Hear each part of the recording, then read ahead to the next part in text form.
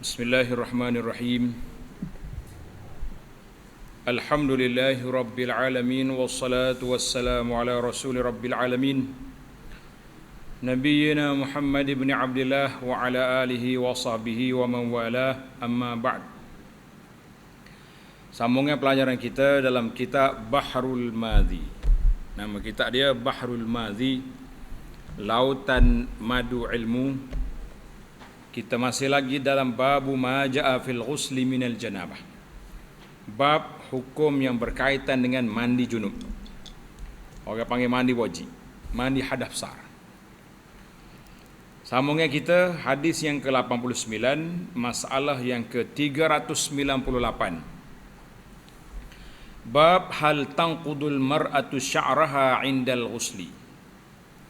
Bab pada menyatakan adakah merungkai perempuan yang mandi junub akan rambutnya ketika mandi.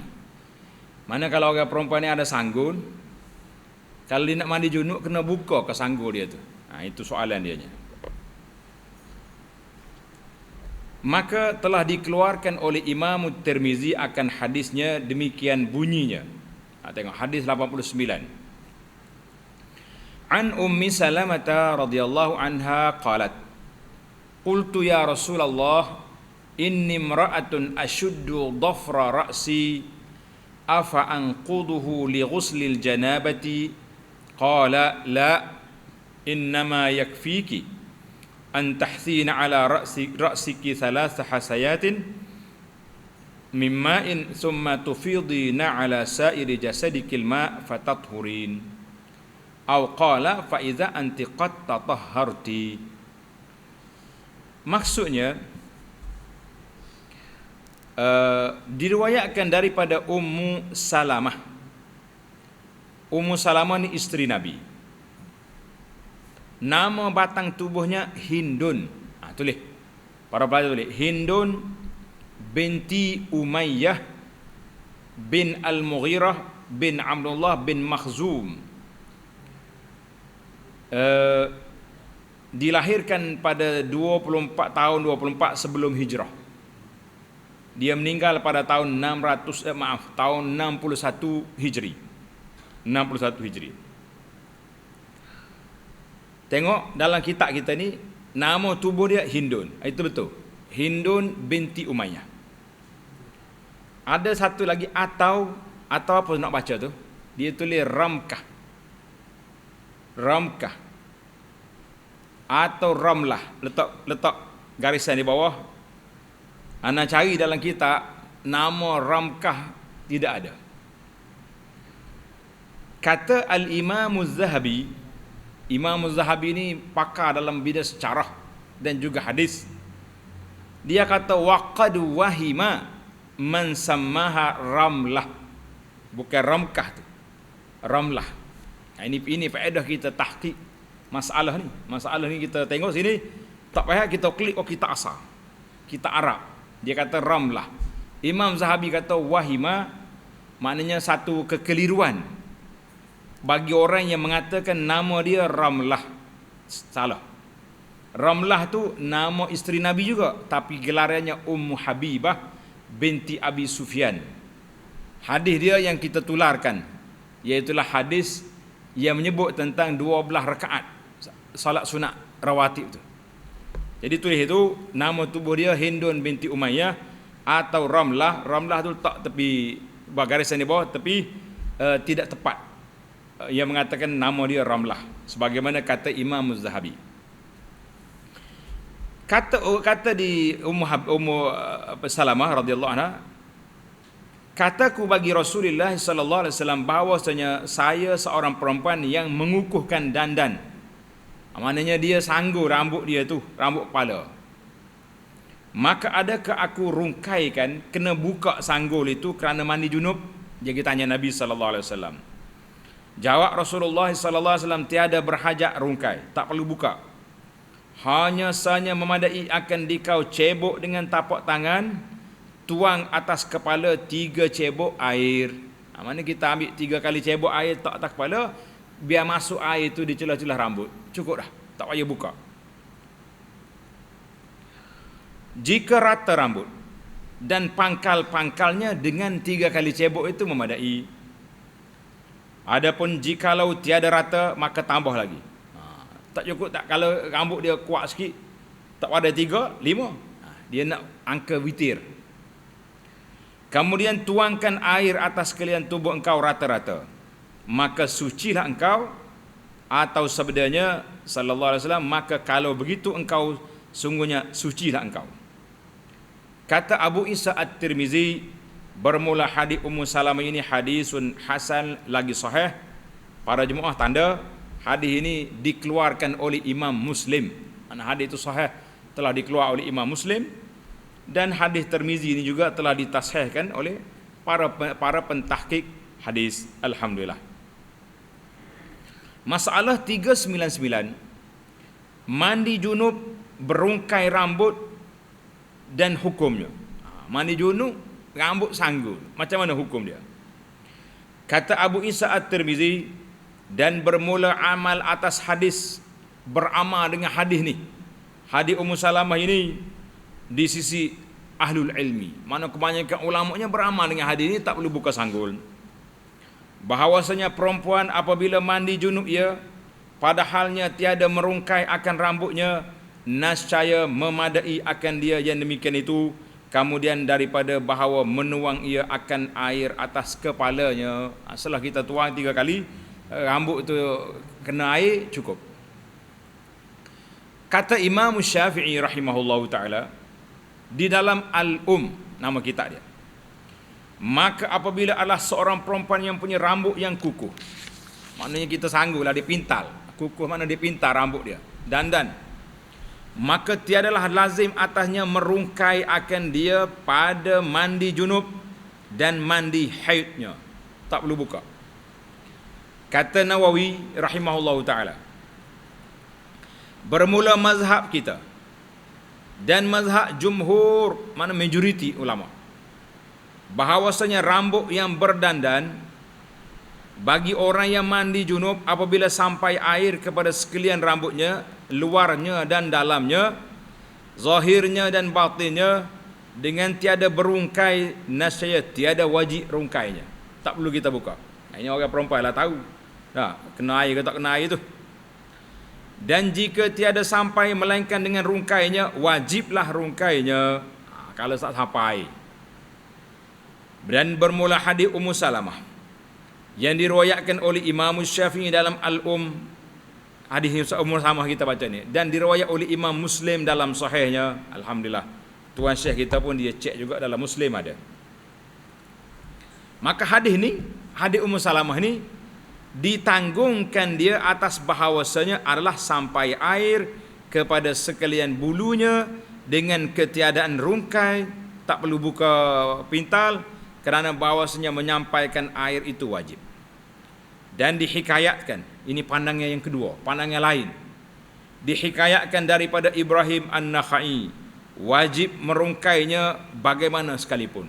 Ibrahim An-Nakhai kata tak, kalau nak mandi kena buka dia punya pintal, dia punya sanggul, dia punya rambut tadi kena buka, tak kira sampai air ke tak sampai air. Dan daripada Al-Hasanul Basri dan Tawus, ini pandangan yang ketiga, tulis tak nombor 3 itu. Al-Hasanul Basri dan Tawus akan wajib rungkai pada orang yang mandi haid, tiada wajib pada orang yang mandi junub. Dia beza pula dah. Mandi junub tak payah buka dia punya pintalan rambut. Kalau mandi haid kena buka. Sebab apa mandi haid kena buka? Sebab sebulan sekali je kan, sebulan sekali yang mari haid ni. Mandi junub ni atas dia lah, nak berapa kali sehari pun dah. Jadi orang panggil acak sikit hati. Jadi payah kan duk buka sanggul ya dia hari-hari nyanyi. Jadi kita beri peluang mandi haid. Itu kata di siapa? Kata di Al-Hasan dan Tawus. Maka kita ambil majoriti ulama mengatakan kalau sampai air tak apa, tak perlu buka.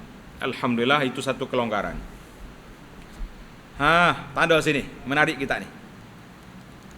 Dan apabila ada bagi laki-laki rambut berdandan, orang laki-laki pintar rambut juga, maka ialah seperti hukum perempuan di atas tadi. Tengok, Rambut dia tu kalau sampai air, lepas. Kalau tidak, kena buka.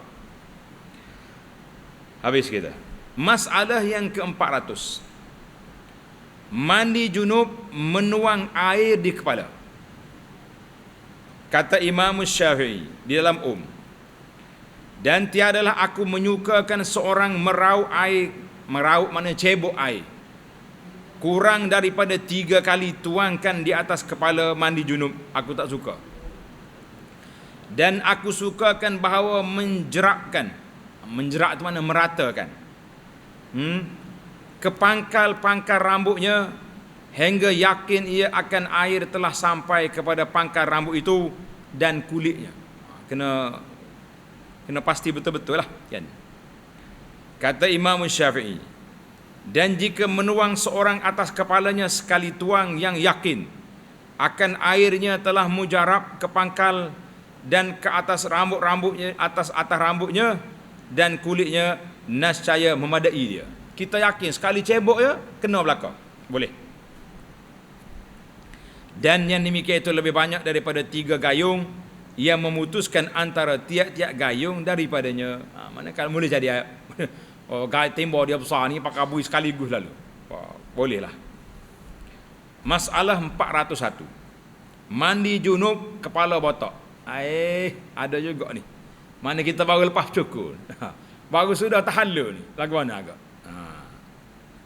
Kata Imam Syafi'i, dan jika adalah seorang itu mandi junub dan kepalanya bercukur atau botak, nasaya memadailah akan dia yakin sampai air atas baki rambut kepalanya dan kulitnya dengan sekali gayung rata. Cukuplah sekali ya kan. Tapi Syafi'i kata apa? Dan aku suka 3 kali gayung. Sebab Nabi buat 3 kali, ikut iktidak. Cuma kita kecil lah sikit. Air tu jangan banyak. Nak suruh 3 kali juga, ambil sikit-sikit. Biar jadi 3 kali.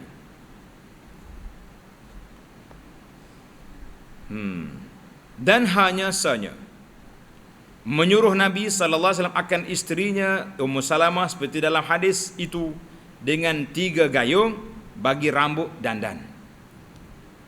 Maka aku fikir ia adalah sekurang-kurang barang yang sampai air kepada kulitnya.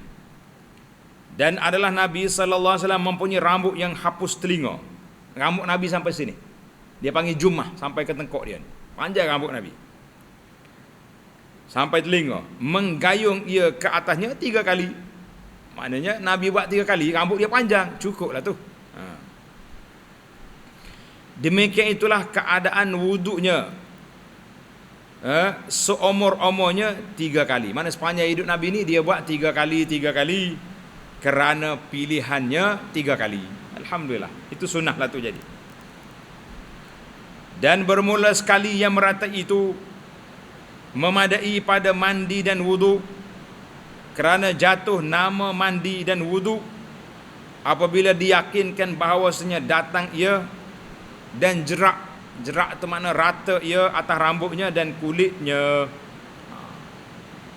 Sebenarnya mandi dengan wuduk ni hak wajibnya sekali. Itu maksud dianya. Sunat 3 kali. Kalau air tak ada, kita mandi sekali sudah. Jangan jimat-jimat air kan. Masalah yang ke-402. Masalah mandi junub laki-laki dan perempuan berlainkah. Laki-laki dengan perempuan mandi sekali, suami isteri dia lah. Kata Imam Nawawi rahimahullahu ta'ala, bahawasanya mandi laki-laki dan perempuan itu daripada junubnya dan haid dan nifas dan lainnya, daripada segala mandi yang disyarakkan dia bersamaan jua. Tiap-tiap perkaranya, melainkan barang yang tersebut pada riwayat Muslim dan syarahnya, bahawa disunatkan bagi haid memakai sepotong bau-bauan daripada kasturi, palitkan kepada kapas, kemudian sumbatkan ke dalam faraj. Hati-hati bahasa Tok Syekh ni dia direct lah. Dia tak cakap belapit-belapit, tak ada. Masalah 402 ni kita boleh buat tajuk menarik. Dia kata perbezaan. Perbezaan antara mandi laki-laki dengan perempuan. Jawabnya tak ada beza. Kita mandi junub, orang perempuan haid serupa. Cuma bagi orang perempuan yang sudah baru tamat haid, dia dianjurkan supaya lepas dia mandi, ambil kasturi, air wangi, letak di kapas dan pergi letak di tempat alat dia tu, supaya hilang bau darah. Itu je lah. Sekarang ni orang tak main sombak-sombak kapas dia pakai perih je tak. Main dengan air wangi hak sembuh tu pakai jadi. Alhamdulillah. Dan bermula kaifiat mandi yang akmal. Kaifiat mandi yang sempurna telah disebutkan dia dalam masalah 387 yang lepas. Dia tak mau ulang. Cuma kita sini beberapa masalah yang perlu kita huraikan di sini. Masalah 403. Mandi junub anak dara dan tiada dara. Lagu lain pula. Anak dara macam mana? Orang yang sudah kahwin macam mana mandi? Ada beza. Kata Imam Nawawi rahimahullah, adalah mandi junub anak dara, yakni yang belum kena jantan. Banyak molek bahasa dia. Makna anak dara hak tak jumpa suami lagi lah, belum kena jantan lagi ni. Lain tak. Tiada wajib menyampaikan air ke dalam farajnya, dan jika perempuan itu sudah kena jantan, mana sudah kahwin, wajiblah sampaikan air kepada barang yang zahir, yakni yang terbuka daripada farajnya waktu bertinggung. Orang perempuan ni kalau duduk tinggung, ada tempat terbuka, kena basuh juga situ. Kerana bahawasanya jadilah ia pada hukum zahir. Begitulah dinaskan ke atasnya oleh Imam Syafi'i dan jumhur ashab kita, mana ulama-ulama Syafi'i.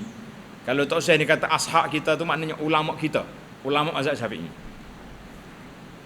Dan kata setengah ashab kita, kata setengah sebahagian daripada ulama Syafi'i, tiada wajib atas perempuan yang sudah kena jantan itu membasuh dalam farajnya. Sama ya, mana ada luar dalam kan.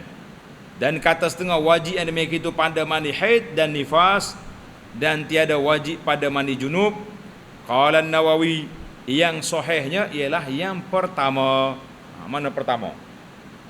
Hak pertama, hak mula-mula tadi itulah. Kalau hak dara lain, yang sudah kahwin kena basuh sikit ke dalam kawasan dia tu. Habislah kita pindah pada bab baru pula. Babu ma jaa anna tahta kulli sya'ratin janabah. 404. Bab yang telah datang ia bahawasanya tiap-tiap helai rambut itu berjunub, yakni mewajibkan bagi cucinya. Setiap rambut itu kita kena biar kena air. Ketahuilah kiranya wahai saudaraku, bahawasanya rambut dan bulu di atas badan orang yang junub wajib semuanya disampaikan air. Maka telah dikeluarkan oleh Imam Tirmizi akan hadis yang menunjukkan atas demikian itu, katanya. Tengok hadis nombor 90. An Abi Hurairah radhiyallahu anhu anin Nabi sallallahu alaihi wasallam tahta kulli sya'ratin janabatun faghsilus sya'ra wa anqul basyarah. Hadisun gharib. Maksudnya diriwayatkan daripada Abu Hurairah, diriwayatkan daripada Nabi sallallahu alaihi wasallam sabdanya, di bawah tiap-tiap bulu itu junub, yakni wajib sampaikan air, maka hendaklah basuh akan bulu dan bersih olehmu sekalian akan kulit. Hadis ini jelas dah. Kata Abu Isa, bermula hadis ini gharib. Gharib itu makna pelik dari sudut sanak dia. Tulis itu. Qala Nawawi, kata Imam Nawawi dalam kitabnya Al-Khulasah dan juga Al-Majmu', hadis ini dhaif. Tulis hadis ini dhaif. Masalah yang ke-405. Mandi junub membasuh rambut dan hukumnya. Kata Syafi'i rahimahullah, Dan jikalau adalah mereka yang wajib atasnya mandi junub itu mempunyai rambut panjang, maka membasuh ia akan barang yang atas kepalanya daripadanya, dan membasuh badannya, dan meninggal akan barang yang berjela ke bawah daripadanya, maka tiada dibasuhnya, nascaya tiada memadai akan dia, kerana bahawasanya atasnya taharah bulunya dan kulitnya. Orang ni rambut dia panjang sampai hujung, dia basuh atas kepala ya. Hak ekor-ekor tak basuh, tidak memadai.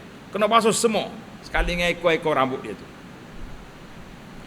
Dan jikalau meninggal seorang akan setumpuk kecil atau besar daripada tubuhnya, apabila meliputi ia akan bahawasanya ia meninggal sesuatu daripada jasadnya, maka sembahyang ia kembali, ia membasuh barang yang tinggal daripada jasadnya, kemudian mengulang ia akan sembahyangnya, kemudian daripada basuhnya. Ia mayat tak sah. Habis kena pergi basuh mula, lepas tu baru mandi, baru solat lain. Maknanya tidak sah lah, sebab mandi dia tadi tidak sempurna. Habislah kita bab setiap di bawah kulit bulu-bulu kita ni kena sampai air belakang. Babul wudu ba'dal ghusli. Ingat tak? Bab yang ke-406 pada menyatakan wudu kemudian daripada mandi. Dalam siri yang lepas kita telah belajar cara mandi junub yang sempurna. Macam mana? Mula-mula kita basuh kotoran-kotoran yang ada di tubuh kita, kan? Kemudian kita berwudu, ambil wudu siap-siap. Khilaf ulama tentang basuh kaki lalu ke, biar dulu. Kita kata basuh kaki selalu. Jadi soalan dianya, adakah selepas kita mandi nanti kena wuduk pula? Itu soalan.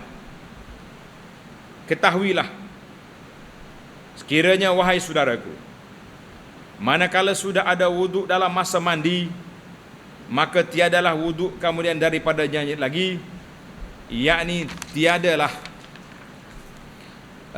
diulang lagi mengambil air sembahyang dengan dalil hadis yang dikeluarkan oleh Imam Tirmizi.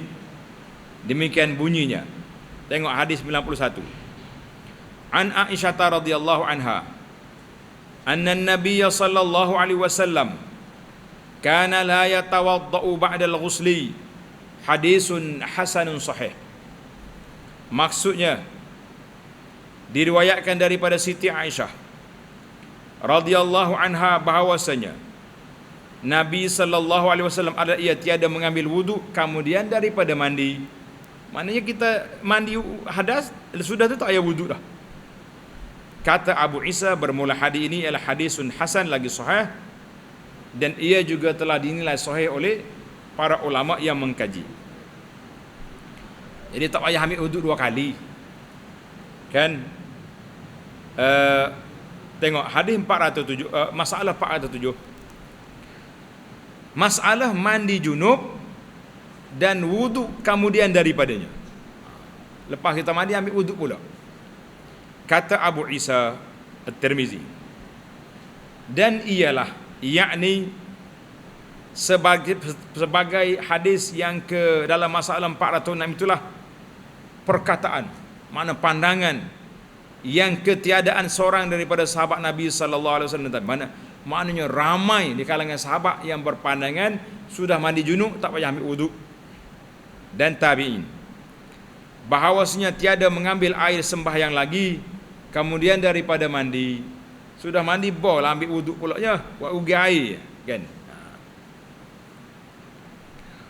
Qala an-Nawawi, kata Imam Nawawi rahimahullahu taala, dan berhasil fadilat wudu mandi junub itu dengan mengambilnya dahulu daripada mandi atau kemudiannya. Kita dah ambil dah sunnah tu, ambil wudu dulu baru mandi. Dan apabila sudah mengambil wudu ia pada mula-mulanya, tiada diambil lagi pada kali kedua pula. Dan sungguhnya telah muafakat ulama atas bahawasanya tiada disunatkan dua kali wudu. Wallahu a'lam. Tapi ingat, dalam siri yang lepas kita dah bincang, kita basuh siap-siap, anggota-anggota kita dibersihkan, kemudian kita ambil wudu. Lepas itu mandi tak payah lagi ambil wudu. Tapi kalau sentuh balik, ambil pula kan. Cuma bila berkumpul di antara hadas kecil dengan hadas besar, kita mandi untuk hadas besar, jadi hadas kecil itu automatik masuk di bawah dia. Isu kitanya sunnah ke tidak ambil wuduk pula kali yang kedua tu. Jadi jawab dia cukup dengan yang memadai yang pertama tadi. Tamatlah kita perbincangan tentang ambil wuduk selepas mandi. Kita pergi pula kepada tajuk yang agak detail. Telah dihuraikan oleh Tuan Syekh pengarang kita ni. Perhati betul-betul lah. Tajuk dia pun agak panjang. Daripada masalah 407 sampai kepada 417. Ada 10 masalah. InsyaAllah nasta'inullah. Kita minta pertolongan Allah Ta'ala untuk menyelesaikan 10 masalah ini. Masalah yang ke-418. Babu ma ja'a izal taqal khitanani wajabal ghusl. Bab yang telah datang apabila bertemu dua khitan. Dua khitan itu dua alat kelamin, laki-laki perempuan, hak sunat belaka tu. Nascaya wajiblah mandi. Ketahuilah kiranya wahai saudaraku, adalah setengah daripada perkara yang mewajibkan mandi itu ialah bertemu dua khitan, yakni apabila dimasukkan kepala zakar ke dalam faraj. Kira-kira gaib kepala zakar itu dalam faraj, ingat dia punya saiz dia panggil hasyafah. Kepala dia tu 1 inci ke berapa, yang tak kira, yang penting itu limit dia. Dia kena ada hak juga kan. Sekira-kira gaib kepala zakar itu hasyafah. Kalau dalam bahasa kita lama dia guna perkataan hasyafah. Di dalam faraj sebagai membetuli parut khitan laki-laki dengan parut khitan perempuan, maka wajiblah mandi. Dan jikalau tiada keluar air mani sekalipun, yang pentingnya bertemu dua pakcik dengan makcik tu, mandilah dia. Dia kata tidak nak buat apa-apa, nyogif setuh, mandi. Sudah. Pasal bertemu dua khitan. Dengan dalil, mana dalil? Dalilnya hadis yang dikeluarkan oleh Imam Tirmizi, demikian bunyinya. Tengok hadis nombor 92. An Aisyah radhiyallahu anha qalat, "Idza jawazal khitanul khitana faqad wajabal ghuslu fa'altuhu ana wa Rasulullah sallallahu alaihi wasallam faghtasalna." Hadisun hasanun sahih. Tengok, dalam bab ilmu tak boleh nak malu. Aisyah cerita apa yang berlaku, realiti. Diriwayatkan daripada Siti Aisyah radhiyallahu anha katanya, apabila melampaui, mana bersentuh khitan laki-laki yang berbetulan dengan khitan laki-laki akan khitan perempuan, sentuh dua kemaluan itulah, maka sungguhnya wajiblah mandi. Kata Aisyah, bukan setakat cerita ni. Kata Aisyah lagi atas kira-kiranya, menjadikan sandaran bagi syarak, fa'altuhu ana wa Rasulullah sallallahu alaihi wasallam faghtasalna. Dia kata telah aku perbuat bersama dengan Rasulullah sallallahu alaihi wasallam, yang demikian maka mandi junub kami dengan tiada keluar mandi. Adakah sekala-sekala tak, dia panggil gurauan-gurauan biasa, maka kena mandi juga. Kata Abu Isa, bermula hadis Aisyah ini hasan lagi sahih. Memang hadis itu sahih, telah disahihkan oleh para muhaqqiqun. Masalah 409. Kena perhati masalah ni, detail sangat ni. Rasa tak payah syarah dah, pada yang baca ya. Dia orang panggil, dia punya penjelasan sangat jelas. 409. Mandi junub kerana bertemu dua khitan dan hukumnya. Dua alat kelamin bertemu. Kata Abu Isa, dan ialah perkataan yang sebagaimana dalam hadis pada masalah 408 itu, itulah pandangan kebanyakan ulama ahli ilmu, dari kalangan sahabat Nabi sallallahu alaihi wasallam. Setengah daripadanya Abu Bakar, Umar, Utsman, Ali dan Siti Aisyah radhiyallahu taala anhum. Dan para fuqaha, ulama-ulama fiqh dari kalangan tabi'in, dan mereka yang kemudian daripada mereka itu seumpama Sufyanus Tsauri dan Imam Syafi'i dan Imam Ahmad dan Ishaq bin Rahawih, berkata mereka itu apabila bertemu dua khitan wajiblah mandi. Ada orang baca khatan, ada orang baca khitan, kita khitan lah. Izal taqal khitanan itu kita ambil hak Arab. Dan kata Syafi'i dalam dan apabila melenyap oleh seorang laki-laki akan zakarnya dalam farak seorang perempuan, lazak atau tiada lazak, tak kira, yang pentingnya sudah masuk. Dan digeraknya atau tiada digerakkannya, atau memasuk orang perempuan akan zakar laki-laki ke dalam faraknya, sedar atau tiada sedar. Macam mana ni? Sedar tak sedar laki-lakinya? Untuk laki dia tidur, dia kerja. Nascaya wajiblah atas laki-laki dan perempuan itu mandi. Sedar-sedar tidur dia kena bagi tahu, bang, kena mandi bang, aksiden saat itu. Jangan main senyak-senyak gitu. Pocik tu pergi semaya subuh hadap besarnya ya. Dah. Malam ni kita belajarlah dalam kitab kita ni amat detail perkara ni. Bau jelas. Dan demikian itulah tiap-tiap faraj. Dengan tulis tepi kitab ni. Dan demikian itulah tiap-tiap faraj atau dubur atau lainnya daripada perempuan atau binatang. Tak jumpa hak lain, jumpa kambing. Wajiblah atas laki-laki itu mandi apabila melenyap ia akan kepala zakarnya ke dalamnya, serta derhaka ia akan Allah Ta'ala pada mendatangkan demikian itu pada lain daripada perempuan isterinya. Dia kira letak pak yang tak kena. Hukumnya haram tapi mandi kena. Itu maksud dia. Begitu juga haram ia setubuh isterinya yang sudah mati.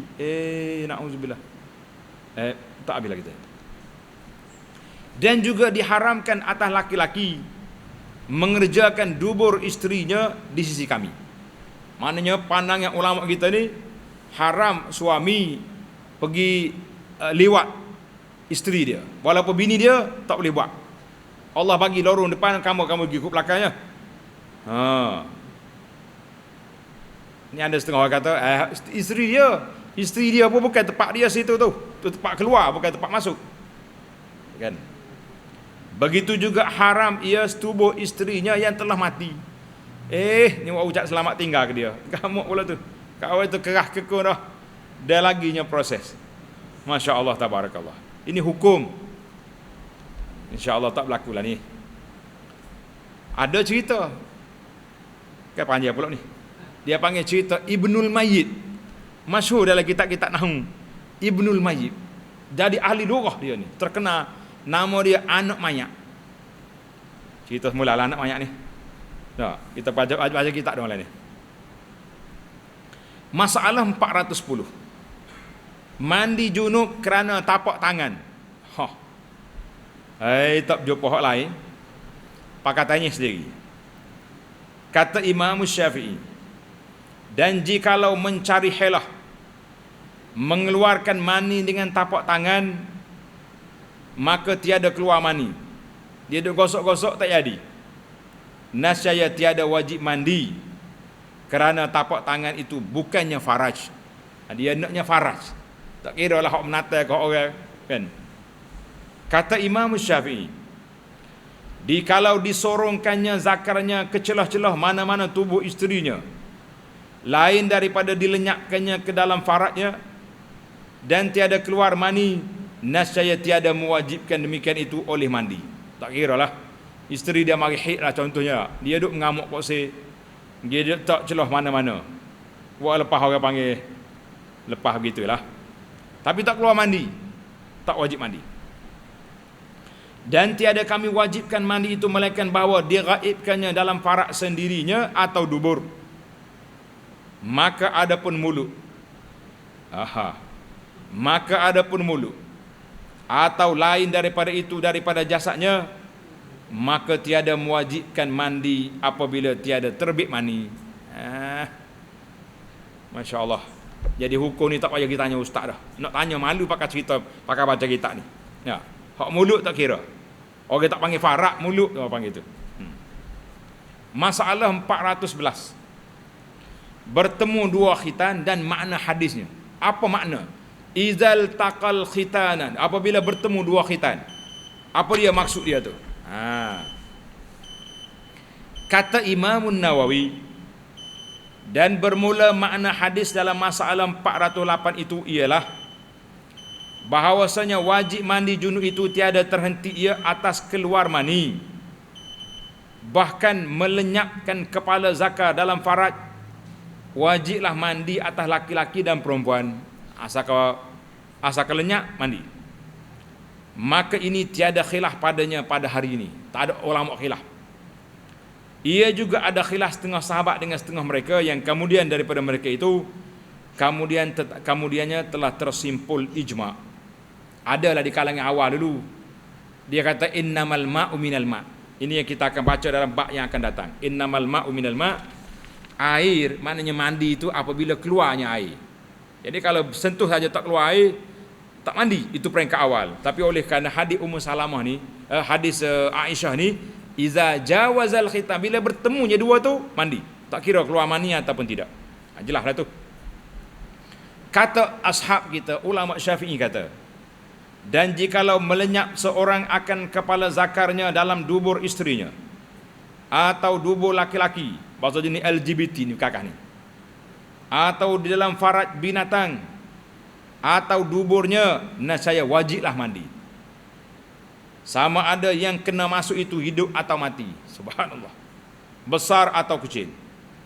Dan sama ada yang demikian itu daripada qasak ataupun lupa. Dan sama ada dengan kehendak sendiri atau kena gagah, kena paksa, atau masukkan oleh isteri akan zakarnya ketika dia tidur. Sama ada bangkit keras zakarnya ataupun tidak. Dan sama ada zakarnya berkhitan atau tidak. Mu'allah ni tak ada khitan lagi ni. Maka wajib semua kelakuan itu mandi. Orang yang bekerja dan yang dikena kerjakan. Dua-dua kena mandi belaka. Masalah yang ke-412, masalah kanak-kanak. Tengok ni. Mandi junub wajib ke atas kanak-kanak? Kata Imam Nawawi, apabila adalah yang meraibkan hasyafah ke dalam parak kanak-kanak itu, keduanya kanak-kanak keduanya, na'udzubillah, budak-budak saja-saja, dia tengok filem, lo ni jangan main. Baru ni budak harago sama-sama sekolah rendah. Orang tanya dia mempelajar mana? Tengok filem. Jangan delok budak-budak main handphone ke main apa ni. Dia tengok dia nak buat walaupun kecil. Kalaulah dua-duanya kanak-kanak kedua-duanya, maka bahawasanya tiada dikata orang wajib atasnya mandi junub, kerana bukan ia diberati oleh syarak mukallaf. Dan tetapinya dikata orang jadilah ia berjunub. Tak wajib tapi dia berjunub. Itu pening sikit. Maka jika ia memayyiz, nasaya wajib atas walinya menyuruh akan dia mandi, sebagaimana menyuruh ia akan dia wuduk. Dan jika sembahyang ia dengan ketiadaan mandi, nasya tiada sah. Dan jika tiada ia mandi sampai balik, nasya wajib atasnya mandi. Dia tak balik lagi masa dia buat tu, lepas tu balik, wajib mandi. Dan jika mandi ia pada masa kanak-kanaknya, kemudian ia balik, nasya tiada lazim akan dia ulang balik mandi. Ini masalah hukum kanak-kanak. Jelaslah kepada kita. Masalah 413. Mandi junub kerana bertemu dua khitan yang diiktibarkan. Jumpa sentuh mana yang sebenarnya? Duk main khitan. Khitan tu tepat khitan orang laki-laki jelas. Tepat khitan orang perempuan atas tu. Tepat lain.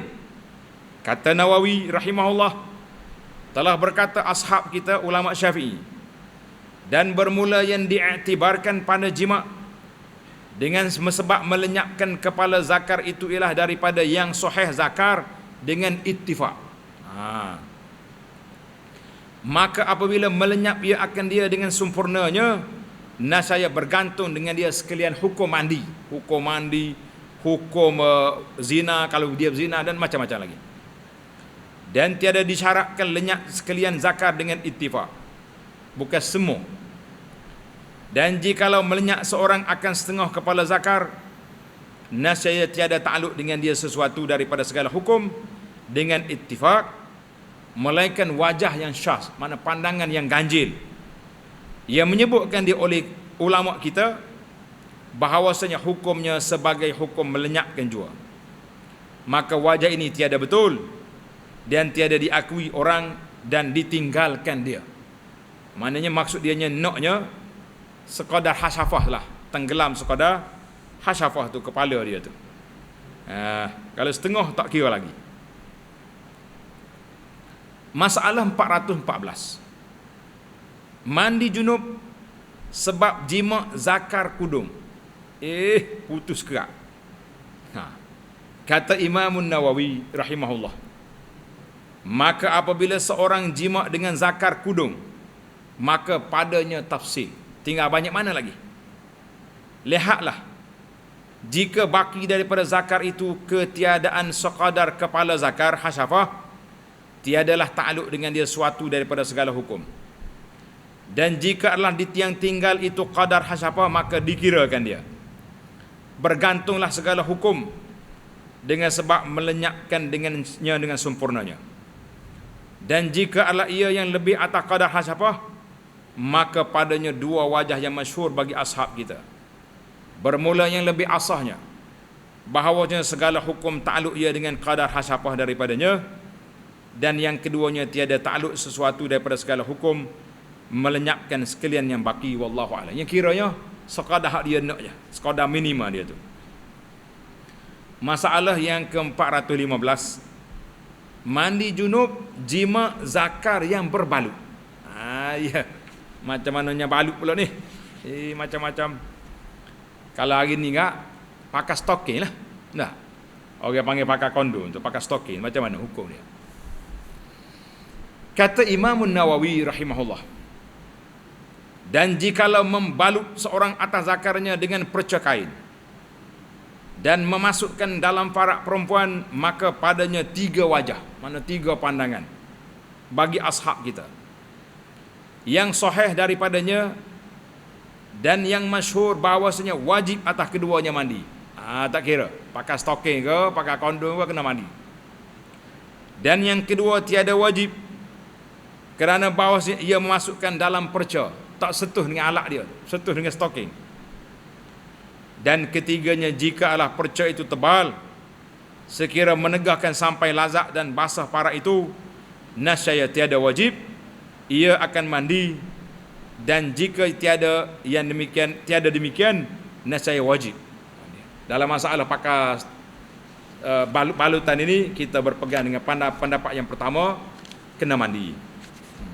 Terutama sekali kalaulah alat-alat kondom ni memang memang ada nipis seperti yang telah disebut tadi tu. Takkan nak pakai kulit lembu. Nah, kulit lembu hak tak jadi apa pula dia tu. Faedah ke apa? Habis. Masalah 416. Mandi junub jima' zakar binatang. Kata Imam Nawawi rahimahullah, dan jikalau memasuk perempuan akan zakar binatang ke dalam faraknya. Ada ni orang ada ceritalah, orang-orang yang bukan Islam katanya dah dengan kuda kau dengan anjing. Wallahu alam. Orang kata. Setengah orang ni kalau kita ustaz tu boleh royak tengok juga, jangan cerita-cerita orang. Jangan buat tuduh hal lagu tu kan. Yang penting ahli fiqh ni dia cuba andaian. Mandi junub jikalau memasuk perempuan akan zakar binatang ke dalam faraknya, saya wajib atasnya mandi junub. Dan jikalau masuk ia akan zakat laki-laki yang telah dibuang. Dia jumpa hak kawan ni putus tengah jalan. Lagu mana jadi? Maka ada padanya dua wajah. Yang asah daripada keduanya wajib atasnya oleh mandi. Wallahu a'lam. Sekarang ni timbul masalah baru ni. Orang yang guna alat-alat ni, alat bateri ke alat elektrik tu, tu macam mana tu? Jadi oleh kerana dia tu bukan zakat, dia tu plastik, kalau tak keluar mani, wallahu alam, kita kata tak ada sebab lah ni. Tu kena, tak ada kajian sini, Tuan Syekh tak sebut orang yang guna alat-alat tu. Masalah kita yang terakhir, masalah 417, mandi junubkah letak zakar atas farad? Dia letak saja situ, tidak masuk. Kata Imam Nawawi, telah berkata para ulama, tiada dikehendaki hakikat bertemu dua khitan itu, yakni pertemukan sungguhnya, kerana khitan perempuan itu sebelah atas faradnya, tempat keluar air kecil dia tu kan. Dan apabila masuk zakar di dalam farad, tiada menyentuhkan dia sebab dia duduk lain. Maknanya khitan orang perempuan lain, bukan ada macam laki-laki. Bahkan makna bertemu, yakni melenyapkan zakar dalam faraj. Maksud dia bila temu dua khitan itu bahasa kias. Tak kira Nabi nak sebut temu dua alat, tidak comel bahasa Nabi lagu tu. Maka Nabi kata bila bertemu dua tempat khitan itu wajiblah mandi. Artinya bertemu dua alat, dua faraj. Dengan kerana itulah ijma' ulama atas bahawa jikalau meletak seorang laki-laki akan zakarnya atas khitan perempuan dan tiada dimasukkannya, nescaya tiada wajib mandi atasnya dan juga perempuan tu. Kalau zakat hidup tanya hal atas tu, tak kira lagi hal tu. Maka menunjuklah atas kehendaknya sentuh dan bertemu, yakni berbetulan antara khitan laki-laki dan perempuan pada waktu masuknya itu. Wallahu a'lam. 10 masalah kita malam ni sangat detail. Tak payah hurah banyak dah, pakai hal situ dah. Babu ma ja'a annal ma'a minal ma'. Bab ni dia sambung dengan bab sani juga. Cuma di peringkat awal Islam dulu, al-ma'u minal ma', maknanya air mandi tu mari daripada air mani. Jadi kalau tak keluar macam mana? Ini yang dikatakan oleh para ulama Islam. Masalah yang ke-418 yang telah datang ia bahawasanya air itu daripada air, yakni mandi junub itu dari sebab turun mani. Ketahuilah kiranya wahai saudaraku, senya telah dikeluarkan oleh Imam Tirmizi akan hadis yang menunjukkan atas bahawasanya seorang jima itu tiada mandi junubnya melainkan keluar mani. Demikian pada awal-awal Islam. Manakala jumpa hadis ni, itu peringkat awal. Kemudian di hadis innamal ma' minal ma' itu mula. Kemudian dinasahkan dia denganlah hadisnya, hadis 93, an Ubay bin Ka'b radhiyallahu anhu qala innama kana al-ma'u minal ma'i rukhsatan fi awwalil Islam thumma nuhiya anha. Hadisun hasanun sahih. Diriwayatkan daripada Ubay bin Ka'ab radhiyallahu anhu katanya, hanya sanyalah mandi junub dari sebab keluar air mani itu ialah keizinan pada awal Islam.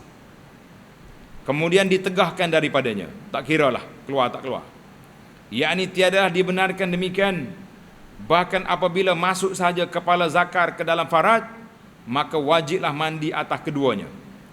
Maka dengan hadis ini dapatlah kita akan maksudnya bahawasanya sebelum lagi ditegah, maka apabila seorang itu masukkan zakar ke dalam faraj dengan tiada keluar mani, tiada wajib mandi, hanya basuh saja zakarnya, kemudian mengambil air sembahyang. Kata Abu Isa, bermula hadis Ubay bin Ka'ab ini hadis hasan lagi sahih. Tengok masalah 419, mandi junub tiada keluar mani. Kata Tirmizi, dan hanya sanya adalah mandi junub dari sebab keluar mani itu pada awal Islam, kemudian dinasahkannya kemudian daripada itu. Demikianlah telah meriwayatkan oleh ketiadaan seorang, mana bukan seorang, diriwayat oleh ramai daripada sahabat-sahabat Nabi sallallahu alaihi wasallam. Setengah daripada mereka itu Ubay bin Ka'ab dan Rafi' bin Khadij, dan bermula amal atas hadis ini, hadis yang membatalkan tu di sisi kebanyakan daripada ahlul ilmi atas bahawasanya apabila jima' seorang laki-laki akan isterinya pada faradnya, nescaya wajib atas keduanya mandi, dan jika tiada keluar mani keduanya sekalipun. Kata Imam Nawawi rahimahullah, bahawasanya sekalian orang bersetuju semuanya sekarang mengatakan, sepakat adalah ulama sekarang mengatakan wajib mandi dengan sebab jima' dan jikala tiada keluar mani sekalipun, dan mengatakan wajib mandi dengan sebab keluar mani walaupun tidak jima'. Mana orang ni mimpi, tak jima' bini pun tak ada, tapi oleh kerana dia mimpi keluar air mani, wajib mandi. Adalah pada awalnya, awal Islam, ada satu jemaah daripada sahabat mengatakan tiada wajib mandi bagi orang jima' itu melainkan apabila keluar mani. Kemudian rujuk setengah daripadanya mengatakan wajib mandi jikalau tiada keluar mani sekalipun, dan tersimpulah ijma' para sahabat. Kemudian daripada itu segala yang lain. Maka panjang lagi bicara ini dalam syarah Sahih Muslim, bahawasanya Imam Nawawi menerangkan perkara ini. Kita kata alhamdulillah, tamatlah bab yang berkaitan dengan mandi dengan sebab keluar mani ataupun tak keluar mani. Yang penting bersentuh di antara dua kemaluan. InsyaAllah kita akan sambung lagi masalah yang ke-420 dalam CD yang akan datang. Subhanakallahumma wa bihamdika asyhadu an la ilaha illa anta astaghfiruka wa atubu ilaih. Wa sallallahu ala nabiyyina Muhammad wa ala alihi wa sahbihi ajma'in walhamdulillahi rabbil alamin.